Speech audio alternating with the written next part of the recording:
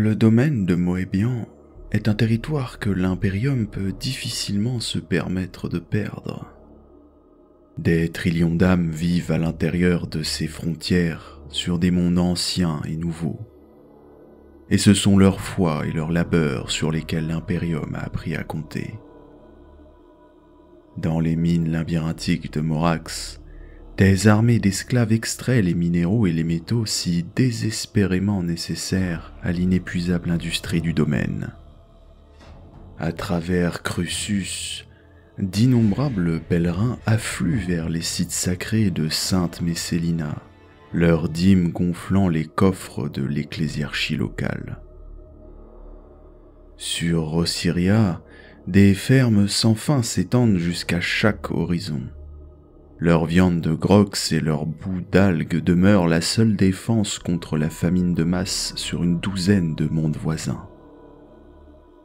Et au-dessus des océans étincelants d'Uncron, amarrent les vastes vaisseaux de guerre de la marine impériale. Une flotte de base et d'ancrage vital pour la défense de tout le secteur. Il n'y a pas de monde sans importance au sein du domaine moébian. Les conséquences d'en perdre un seraient désastreuses. Les perdre tous est impensable. L'Adeptus Administratum a travaillé sans relâche pour s'assurer que la population du domaine moébian persiste dans l'ignorance des dangers qui les entourent. Chaque citoyen est au moins vaguement conscient que les forces alliées aux puissances de la ruine et les races xénos hostiles menacent leur survie, mais très peu peuvent parler de leur nature spécifique. Collectivement, le grand ennemi du domaine est simplement connu sous le nom de Dark Tide, la marée noire. Le conflit contre la marée noire est pareillement appelé la guerre de la périphérie, un choix délibéré destiné à impliquer sa distance par rapport au monde du domaine.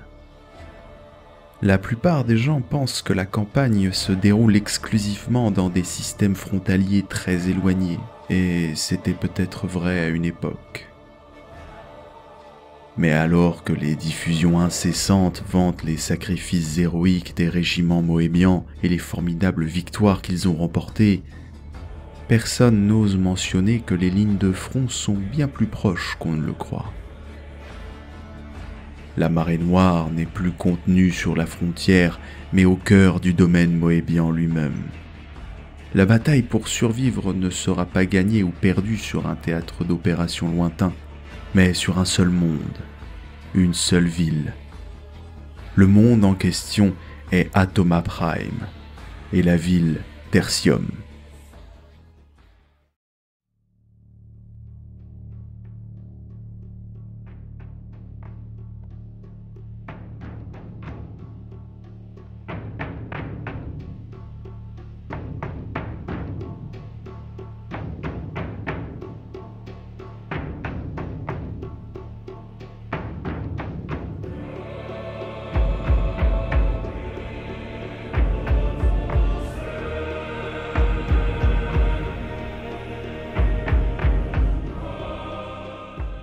Comme la plupart des cités ruches de l'Imperium, Tertium est une gigantesque archéologie, un centre urbain autosuffisant dans lequel des dizaines de milliards de personnes passeront toute leur vie.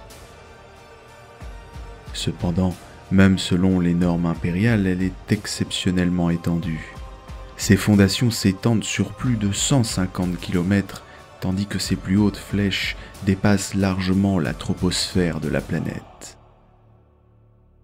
La cité ruche Tertium est une montagne artificielle, un bastion de la civilisation qui s'élève au-dessus des mers inhospitalières de sable et de poussière à la dérive. En général, Tertium se conforme à la disposition typique d'une cité ruche impériale et peut être regroupée en 5 grandes sections. La première et la plus grande est la ruche inférieure qui forme la base de la ville. C'est de loin la section la plus peuplée car elle abrite la plupart des habitations et des principales industries de Tertium. Les citoyens qui vivent ici sont presque tous des membres de l'énorme main-d'œuvre de la ruche, qui travaillent dans les énormes secteurs industriels, les centrales électriques et les usines, ou qui sont responsables de l'entretien sans fin nécessaire pour maintenir ces zones opérationnelles. Le fer moébien constitue le cœur de ces industries. Il est en grande partie unique à Atoma Prime et réputé pour ses précieuses qualités métallurgiques.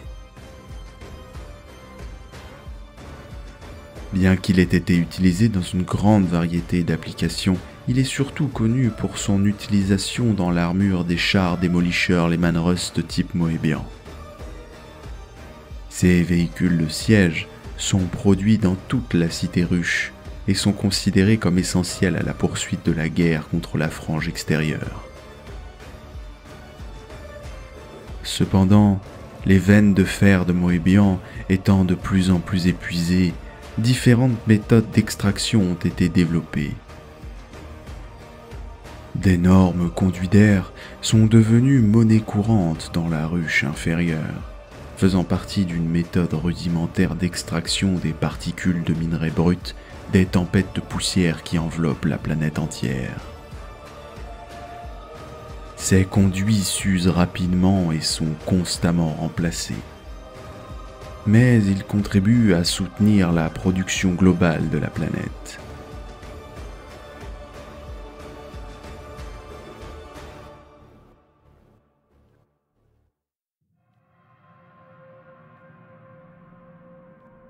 La ruche supérieure est le foyer de ce que l'on pourrait considérer comme la classe moyenne de Tertium dans la hiérarchie socio-économique de l'Imperium.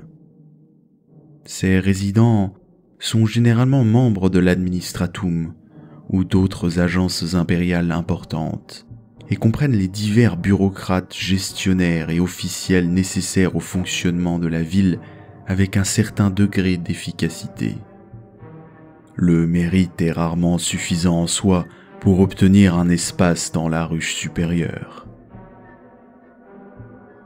Au lieu de cela, ces résidences relativement spacieuses et bien aménagées sont souvent offertes à ceux qui sont liés d'une manière ou d'une autre à l'élite culturelle de la ruche. L'élite elle-même se trouve exclusivement dans les spires d'énormes structures qui s'étendent vers l'extérieur pour former les points les plus élevés de la cité ruche. Les spires possèdent des niveaux d'extravagance inégalés dans la ruche, avec de la nourriture fraîche, des soins médicaux avancés et des produits de luxe. La noblesse impériale, les seigneurs marchands, les barons de l'industrie, les représentants de l'Église et les visiteurs étrangers importants forment le noyau de sa population. En tant que capitale de l'ensemble du domaine moébian, les spires accueillent également les résidences principales ou secondaires des gouverneurs planétaires, des plus hauts commandants des régiments moébians, et même le seigneur Margrave, seigneur du secteur de tout le domaine moébian. Seules des richesses ou des pouvoirs immenses peuvent assurer une place au sein des spires, bien au-delà de ce que ceux des niveaux inférieurs peuvent espérer amasser en 1000 vies.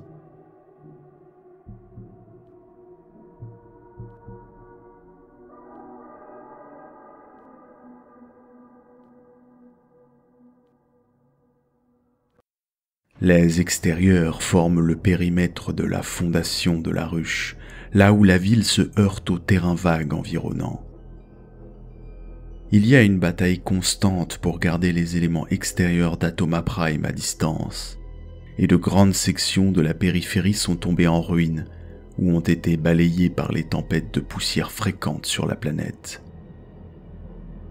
Les effluves industriels et autres polluants ont rendu cette zone toxique pour la vie humaine, tandis que même les commodités les plus élémentaires de la ruche, comme l'électricité et l'eau, sont intermittentes, voire totalement absentes. Les mutants et autres indésirables déplacés de la ruche elle-même s'attaquent souvent à la périphérie pour trouver des ressources, les escarmouches à travers ces sections étant particulièrement fréquentes pendant les mois désespérés de l'année. Pourtant, la périphérie est aussi le seul endroit qui échappe en grande partie à la surveillance impériale, et sont devenus un refuge pour les contrebandiers, les mercenaires et toutes les âmes intrépides qui désirent une vie dans laquelle ils ne servent aucun autre maître qu'eux-mêmes. La dernière grande section de la cité ruche Tertium est la ruche souterraine. Rappelant plus un repère d'animaux qu'un centre urbain, c'est un ensemble de ruines et de structures abandonnées dans lesquelles les résidents les plus pauvres de la ruche ont trouvé refuge. À l'instar de la périphérie, les nécessités de la vie sont rares ici, chaque service étant délibérément coupé pour ne pas être gaspillé. La ruche est en quelque sorte une prison émergente, un endroit où les gangs, les criminels et les rebuts de la société de Tertium peuvent être laissés pour mourir. Il n'y a pas de loi dans la sous-ruche, seulement les décrets bruts des seigneurs des gangs basés sur le principe de la loi du plus fort. Une anarchie bouillonnante et violente règne sur la ruche, qui en est venue à détester tous ceux, riches et pauvres, qui vivent dans les autres sections de la cité de Tertium.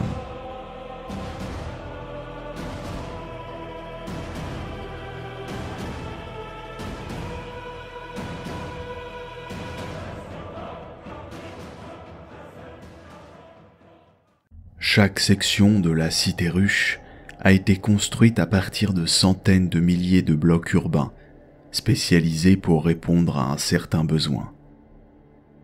Les plus courants sont les blocs d'habitation et les blocs industriels, bien que des blocs de transit religieux, administratifs, arbitesses, militaires et d'innombrables autres types de blocs aient été dispersés au travers de Tertium. À une époque, ils auraient été placés de manière à favoriser un déplacement efficace de la main-d'œuvre de la ruche et des matériaux qu'ils produisent. Mais des millénaires de délabrement et de décadence urbaine ont perverti le design original de la ville. Au cours de l'ère de l'Imperium, les blocs ajoutés à Tertium ont été placés au hasard, avec peu de considération pour leur effet sur la grande ruche. Des complexes de fonderie sont situés au sommet d'agglomérations résidentielles où des silos à missiles sont construits à côté de matrices énergétiques capricieuses. Des niveaux entiers de la ruche peuvent n'avoir que quelques forteresses de cités éparses, tandis que d'autres peuvent être surchargés avec 2 fois plus qu'il n'en faut. Les blocs les plus récents sont de plus en plus souvent construits là où cela semble le plus facile de le faire, et beaucoup sont complètement inutiles, trop éloignés des blocs de soutien nécessaires à leur bon fonctionnement. De plus, la nature autrefois distincte des blocs a été érodée par ceux qui vivent ou travaillent en leur sein. L'espace de vie est toujours désespérément demandé, et il est courant de voir des résidences rudimentaires et délabrées être construites dans tout type d'immeubles, en particulier ceux qui sont situés trop éloignés des zones résidentielles prévues à cet effet. De même, les structures abandonnées au sein de la ruche seront invariablement réaménagées à différents niveaux de compétences pour y intégrer de nouvelles habitations, des marchés, et tout ce dont ont besoin ces résidents. Cela peut être particulièrement dangereux, car ceux assez désespérés pour déménager dans un bloc abandonné puis réaménagé ne sont pas toujours capables de discerner avec précision ce qui a été abandonné à l'origine. Des communautés entières ont été incinérées après avoir été construites dans des fonderies dont on pensait à tort qu'elles avaient été désactivées. Cependant, le risque est toujours compensé par l'idée d'avoir quelques mètres carrés supplémentaires pour vivre, et dans ce sens, chaque bloc de Tertium peut être considéré comme un bloc d'habitation. L'étendue de ces modifications a même commencé à détériorer les divisions entre les différentes sections, et il peut être difficile de déterminer où se trouve réellement la frontière entre la ruche supérieure et inférieure. Des enclaves de luxe peuvent être trouvées dans les bidonvilles, tandis que la pourriture urbaine et ceux qui y vivent existent même dans les plus hauts sommets. Seule la frontière de la Sous-Ruche reste visible, gardée par des éléments de l'Adeptus Arbites ou du Militarum. Leur présence ici n'est pas triviale. Des rumeurs continuent de circuler selon lesquelles une nouvelle puissance se développe dans les niveaux les plus bas de Tertium. Quelque chose de bien plus dangereux que même les gangs les plus violents ont été forcés de fuir. Le fait que des chars de combat et des batteries antiaériennes aient été mobilisés dans la cité ruche elle-même semble confirmer ces rumeurs. Et on murmure même que l'Inquisition impériale elle-même s'intéresserait à la région. Les vaisseaux de combat et les transports de troupes sont désormais monnaie courante dans la Sous-Ruche, effectuant des sorties dans les niveaux inférieurs et déposant des groupes d'agents alignés sur l'Inquisition, des prisonniers condamnés si l'on en croit les rumeurs.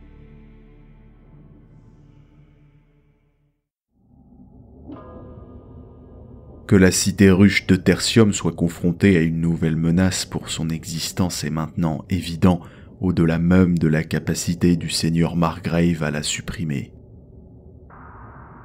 Mais dans ce qui est probablement son heure la plus sombre, il y a encore des signes d'espoir pour les milliards de personnes qui vivent dans cette ville.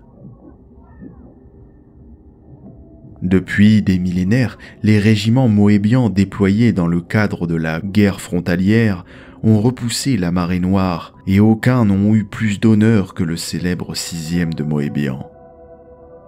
Ils ont été déployés à la ruche Tertium, une ville que beaucoup de ces gardes appellent leur foyer, et leur déploiement dans la ville a revitalisé sa population. Dans leurs combats sur les champs de bataille de la périphérie, le 6e de Moébian a compris une grande vérité de l'univers, et sont maintenant déterminés à utiliser ces connaissances pour le bien de tous ceux qui vivent sur Tertium. Les défis qu'ils doivent relever sont presque insurmontables. La hiérarchie rigide d'un système corrompu, l'intolérance d'une église fanatique et l'ignorance de ceux qui devraient être des alliés naturels.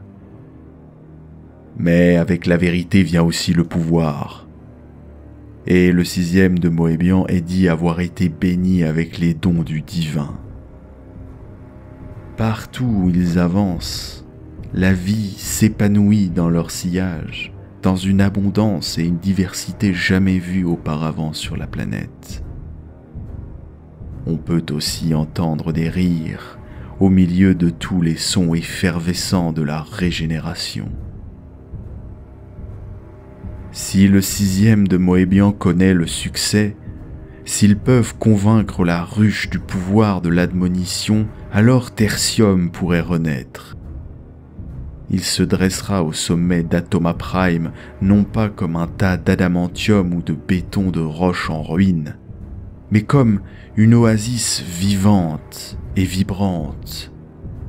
Un incubateur naturel pour chaque graine fertile et chaque rêve merveilleux.